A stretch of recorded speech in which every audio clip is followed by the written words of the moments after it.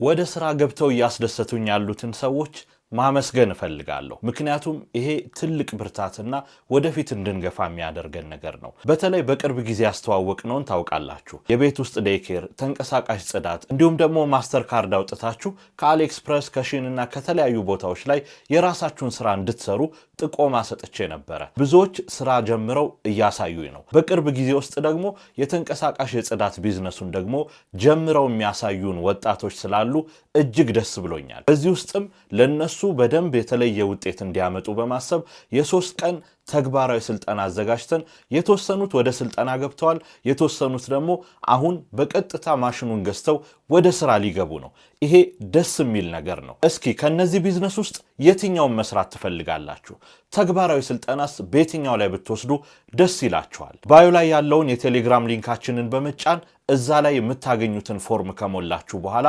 ሁላችሁንም እናናግራችኋለን ተመሳሳይ መረጃ እንዲደርሳችሁ ይሄንን አካውንት ፎሎ ማድረግ እንዳትረሱ